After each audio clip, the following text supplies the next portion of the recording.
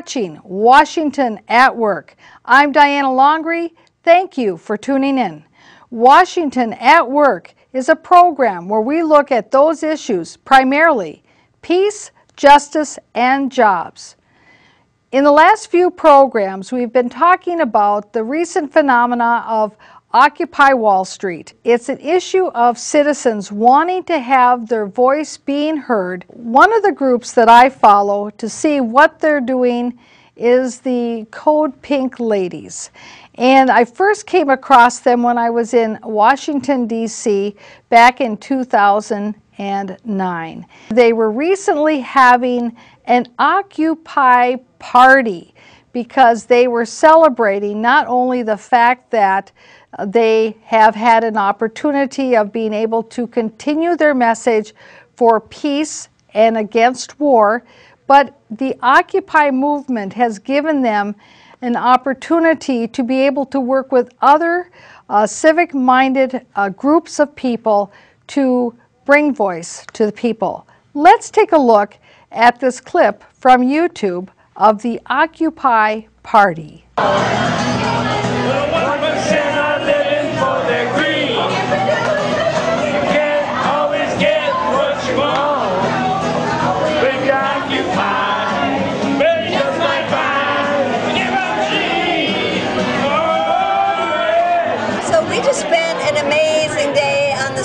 Starting at 7 a.m. right outside of Zuccotti Park, where we blocked every single intersection into Wall Street. And then in the afternoon we went on the subways and we educated people on the subways about the movement and why we were part of it, which was also an awesome thing to do. And then we met in Foley Park and we had a wonderful rally with people just as far as the eye can see. And then we walked across the Brooklyn Bridge. And so here we are at an after party, and this is for Code Pink. And we as Code Pink have been at this for the last 10 years. And we feel re-energized, re-inspired. It was really tough under Obama years because our movement just died, the anti-war movement. And now we see it recreated way better than it ever was, because now it's not just about anti-war, it's about a society that is peaceful, that works for the 99%, and that preserves this beautiful planet that we were so lucky to be born into. And I see now, we were going into Congress, 2 of us, 3 of us, getting arrested, protesting in Congress, in the Senate, and now I see 10, 15, 20 different people going in, getting arrested, disrupting hearings, and it's so beautiful to see other people doing it, and we'll just sit back and watch them on the TV. So it's great. We really have to change the entire system, and again, it starts with 7 people, 40 people, 400 people, 4 million people.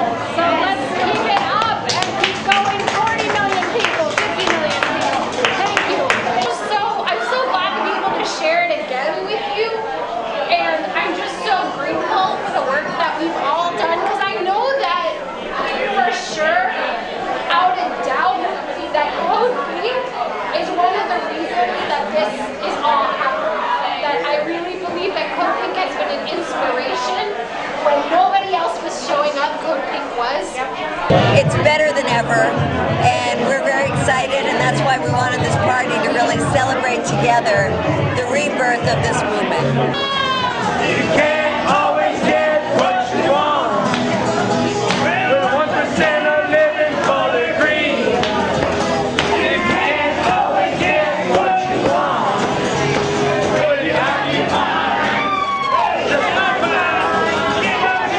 The Code Pink organization is known on Capitol Hill, and they do visit the congressmen from time to time on various issues.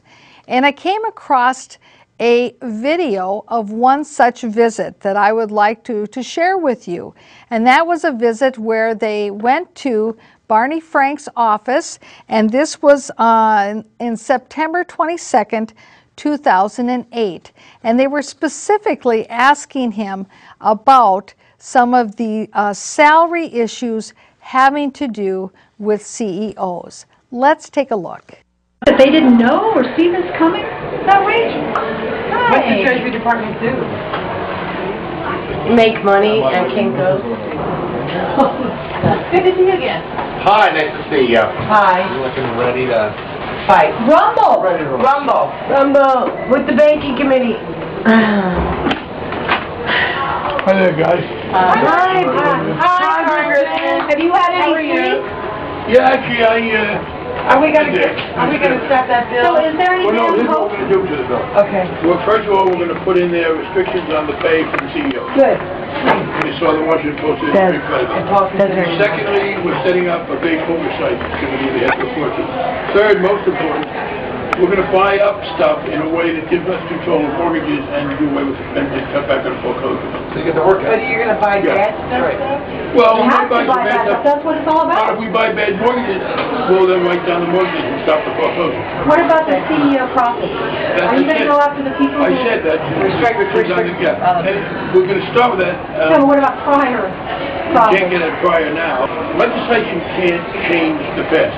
It has to govern the future. You can go case by case into the past. We have these rules against retroactivity. This was in September 2008. They went to his office to find out some answers.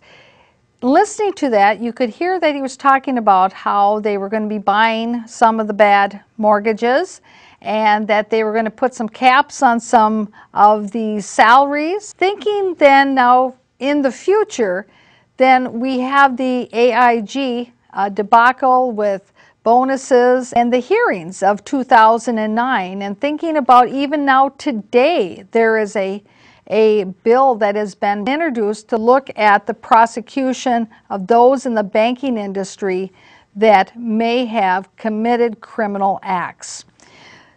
My first brush with the Code Pink ladies, as I mentioned, was in March of 2009, and I was in Washington, D.C. I was actually there at a National League of Cities conference, and I had the opportunity then to spend a little time at Capitol Hill and attend some of the hearings that were going on. And one of the hearings that I was able to attend was the hearing where the CEO of AIG, Mr. Liddy, was testifying, and other testifiers there that day as well. The Code Pink ladies were right there, front and center, letting their opinion being known because they had signs with them. Another category called regulatory capital trades, and that started out at about $350 billion. It's now down to $230, and we'll get it down to considerably less than that by the end of the first quarter in 2010. So they're different metrics designed to measure different things. Appreciate your answers. Thank you.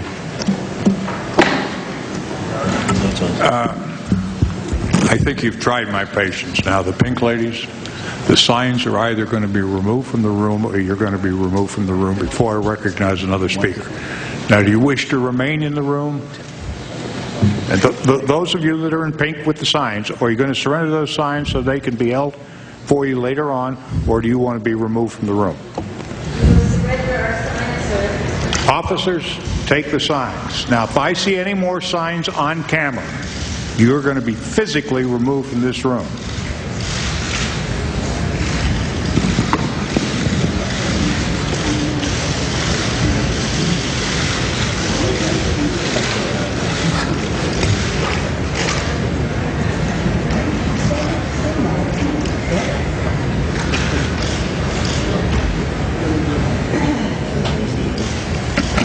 And as we watch the signs being removed, these are the Code Pink ladies. They started as an anti-war movement, but they have now proliferated at a lot of hearings, and they are carrying signs, some of which say to get rid of Tim Geithner, who's become sort of the scapegoat for this.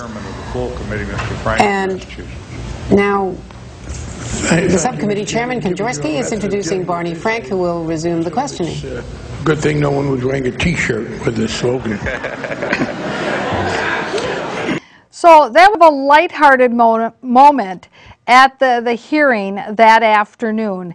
And of course, Barney Frank, remember, is the congressman that we showed earlier in the evening where The Code Pink ladies had been in his office the year before. I'm sure they've been there many more times other than just that one time, but that, of course, is the one time that we have film footage of. So he was very familiar with who they were, and he was just making the comment that it was a good thing they didn't have any of their slogans printed on their shirts because maybe the shirts would have to come off as well.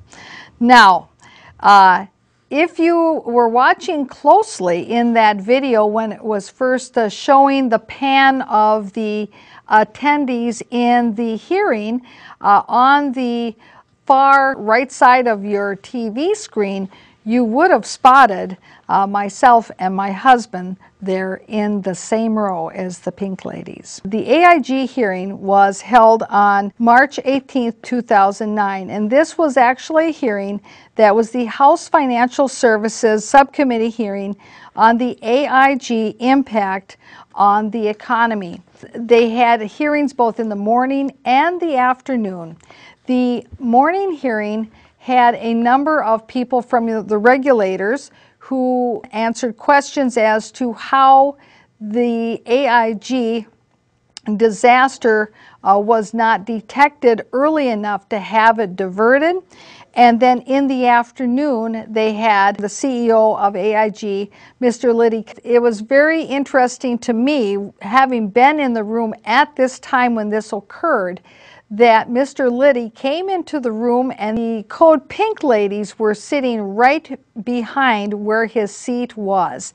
And he came into the room and he actually went up to them and spoke with them and shook their hands, even though that they had their pink signs out that said that the company AIG was a crook. Very fascinating. But let's take a look at this clip.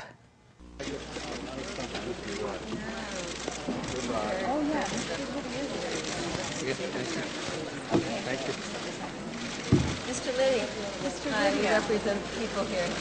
Yes, somewhat of one of the people who has a shrinking 401k, a job waiting with a son in Iraq, and a home.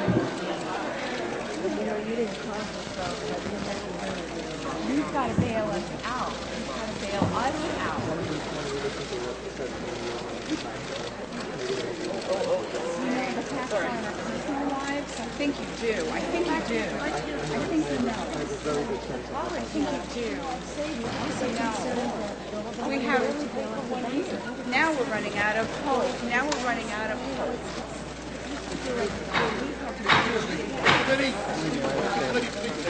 Yes.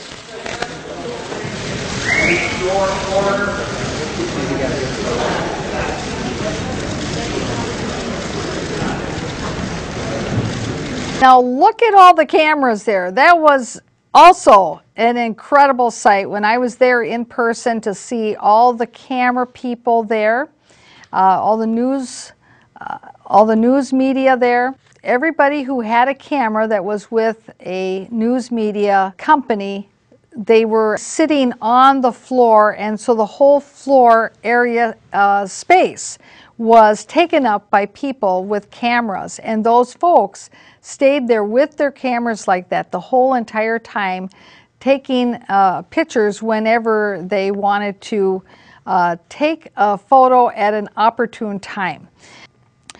One of the clips that I want to show you is some testimony that has to do with the lack of transparency of AIG and their dealings with the feds.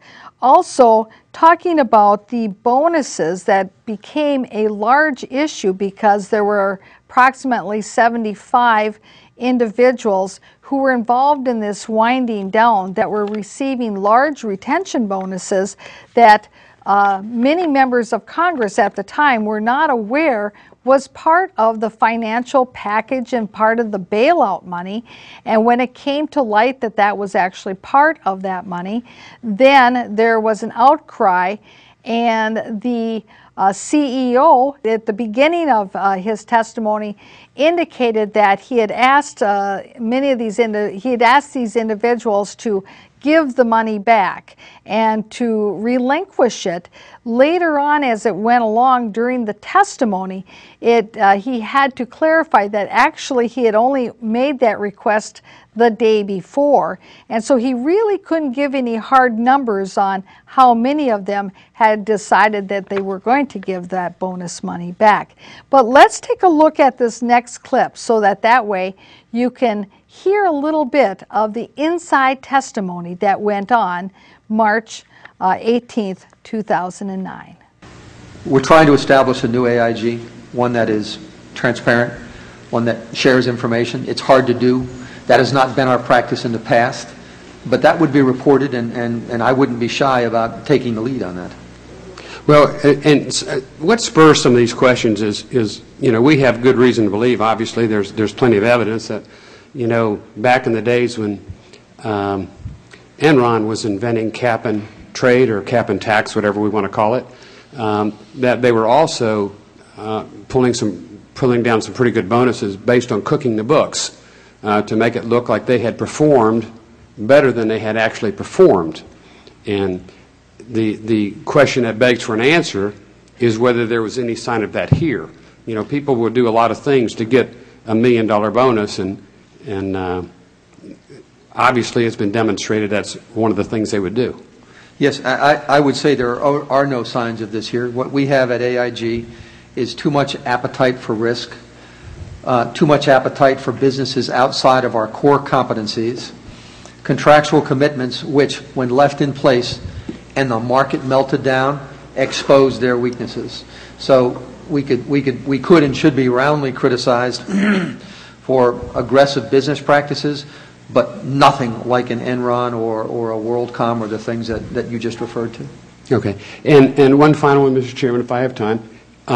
We understand that 73 people got bonuses that exceeded $1 million, and they're called retention bonuses.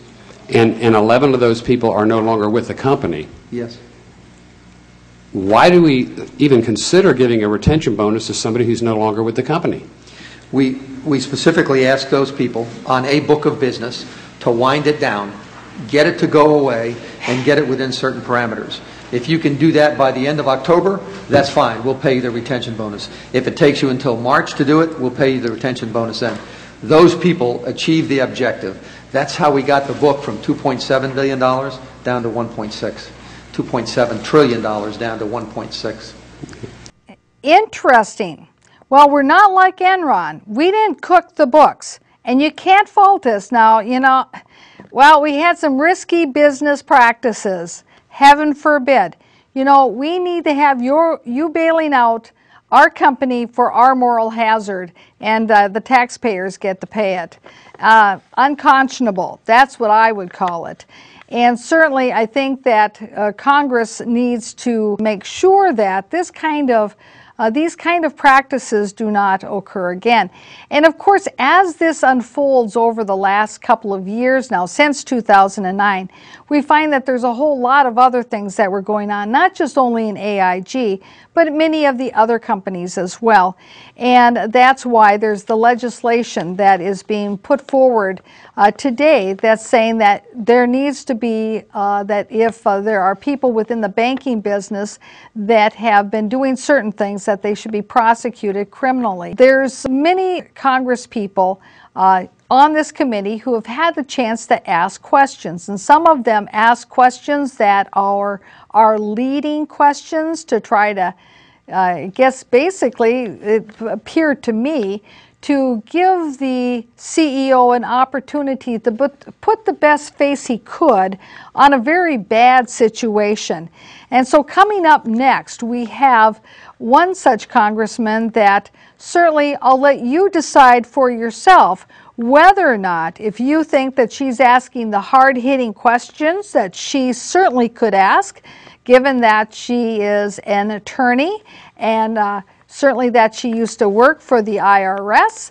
Well, will you decide for yourself if she's asking the hard-hitting questions that she has the ability to ask, or is she just lobbing softballs? Let's take a look. But I'll start. I took some notes during some of your earlier testimony I was wondering, you had said that you expect AIG's FP business will be wound down. Do you know when you expect that to be? I know you said you don't have a crystal ball, you don't know, but just on the basis of your history and what your expectations are, when do you believe that FP business will wind down? Warren Buffett had a business very similar to this, except it was about a third the size. It took him 4 years to wind it down, and he did it in a better economic environment. I just put that out there because sometimes other people's experience is a good indication of what it's going to take us. I think it's instructive if it took Warren Buffett, who's an investor of some agility and some acumen, if it took him 3 or 4 years, 4 years, to wind down a book of business that had many of the similarities but was a third the size. So, Mr. Liddy, what would you say then? What would be your guesstimate? We're not holding you to it. 4 years. Oh, you think you could do it within 4 years? Before it's entirely gone? I do. I think it'll be that. Do you think that once the business has gone through this transition, do you think you'll retain the name AIG? No, I do not. I think the AIG name is so thoroughly wounded and disgraced that we're probably going to have to change it. And in fact, as we think about our property casualty business in the United States, which did travel on the AIG name, we've already begun the rebranding process to AIU, and on the life side, many of those businesses already have different names. So where there may have been an approach to use one single name like AIG, we're reversing that and going back to some other individual brand names. Thank you. Do you believe that AIG has underlying assets sufficient to pay back the taxpayer? You'd said that you didn't want to sell them at fire sale prices. That was part of your concern. Is it your belief, sir, that you have collateralization sufficient that the taxpayer will be paid back and made whole? Yes, it is our belief. It is the belief of our financial advisors. It's difficult for me to speak for the Federal Reserve, but I think it is their belief, and they have a set of financial advisors, and it is their belief. The thing I cannot control is when does the market get better, and when do people begin to want to invest in business. Mr. Liddy, if you did, you'd be worth more than $1 a year. I would be. Thank you, sir. I just want to go back to some of your first comments in your opening statement. You had said, and I realize this is a long time ago, but you said that the Federal Reserve knew about the bonuses and acquiesced to them in a meeting that I believe you had mid-November. That was correct? Actually, I think my words were we began this process of debating what we should do with these in November. Didn't come to a final conclusion until the early part of March at a board meeting that the Federal Reserve was present at. Okay. And then Mr. Kanjorski had asked the question, why didn't the committee know? And I believe that your response was that AIG had met with staff from the committee. Was that true? Yes, it was. I'm told that we've provided a great deal of information to the committee and to various members on the committee. I can't sit here and tell you exactly what it was or whether we previewed these bonuses or not, but we've tried to be very responsive to the inundation of requests that we've had. And when was that? Was that beginning in mid-November, or when was that? No, it would have. You mean specifically on the bonuses? Yes. Oh, I'm hazarding a guess. I don't have the command of those facts at my fingertips. I would guess that would have been starting in December. Starting in December. So, I guess, as I mentioned, I'll let you decide if that sounded like softball questions or hardball questions. Previously, I mentioned that there were congressmen at this hearing that asked very pointed questions that asked for answers of the AIG. Our next clip talking about hardball versus softball questions. Let's take a look. On the question of bonuses, you mentioned that a number of people said that they would give back their bonuses. Well, I've been told by Chairman Rangel that on the floor tomorrow will be a version of my bill that will tax the bonuses at 90%. So the money will be coming back to the Treasury. How many people have said they will give money back to the Treasury, and after this bill passes, maybe more will give back? Wouldn't you agree? How many people tell you they would give back the money? I don't have the information, Congresswoman. I just made that request this morning, and I've been in this hearing. Okay. If you could get back to us, we'd really appreciate it. Also, I requested from Treasury and the Federal Reserve for many, many months now to get information on who is receiving the money. The taxpayers own AIG now, 80%, yet yet they were saying it's proprietary, we own it, we should see the books. Just on Sunday night, they released this information, and why were you fighting giving us this information when it belongs to the American taxpayer? I wasn't fighting anything. The Federal Reserve has a policy against disclosure of counterparties, and when we saw the testimony of Chairman Bernanke and Vice Chairman Cohn, had a conversation with the people of the Federal Reserve and said we should figure out a way to disclose this. It really wasn't on the part of AIG that we were attempting to husband any information or not disclose. We did it. Really? So the Federal Reserve, you were willing to disclose and the Federal Reserve would not disclose. Is that correct? Well, we were never asked. The Federal Reserve had a policy of not disclosing counterparty associations. And with respect to Maiden Lane 3, they're the ones that own that structure, and they're the ones that negotiated with the counterparties. Are there any other disclosures that you have attempted to make but have been blocked by the Federal Reserve or Treasury? Not that I can think of, no. Now, really, the federal government is not required or obligated to bail out AIG. Isn't that correct? Bailing out AIG was never a government obligation. Was never an obligation. Again, it was a decision made before I was there, but as I understand it, the representatives of the Federal Reserve and Treasury believed that AIG's failure would cause a shock to the system on a worldwide basis that would be unpalatable. Yeah, AIG prepared a document that I'd like to put in the record that said that if AIG failed, it would be a tremendous shock to our American economy. I would venture to say that if every company said and prepared a document like that, our Treasury would be bankrupt. So I looked at the counterparties. We were told that this was systemic risk. Now, some of the counterparties were municipalities. I'm a former city council member. I love cities. But if we bailed out every municipality that made a bad decision, we'd be bankrupt in this country. So I would venture to say that that was not a systemic risk. Let's take a look at our next clip. Mr. Polikoff, I have a question. For naked credit default swaps, how are those anything other than gambling? There's nothing really there. Back home in Indiana, if a fella goes and places a bet on a Bears game, he can go to jail. On Wall Street, he's considered a master of the universe. How does this work? And why is it allowed? And then the last question, and maybe the most important, why should we be paying for just a gambling casino, just bets? There's no real product there. And you know what? The casino's closed. You go home. Congressman, I agree with you from the perspective that these products need to be regulated, and there are certain parts of these products, whether it's a naked credit default swap or in some cases whether it's naked short selling, which is an entirely different vehicle. Well, there's nothing even there, is there, other than a bet? So, were they really gambling or were they doing investing?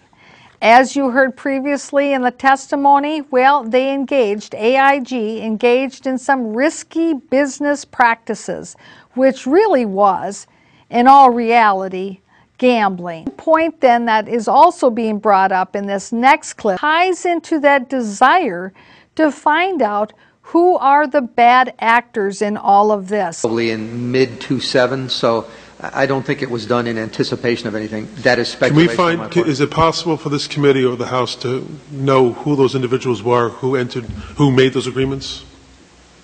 Who authored them? Who authored those agreements? I'm sure that information exists. We'll try to get it. Were any of those individuals beneficiaries of those agreements? I just don't know. Was there a conflict of interest? In other words, would they have benefited by the agreement? Well, no. For AIG Financial Products, it would have been negotiated by an individual to whom that business works. He would not have been covered by those retention agreements. Aren't you glad he was there to speak up for the American people? I wish that we would have had more representatives from Minnesota who were there on that committee asking and speaking up on behalf of the citizens. With that, I want to thank you very much for watching this episode of Washington at Work. See you next week. Bye-bye.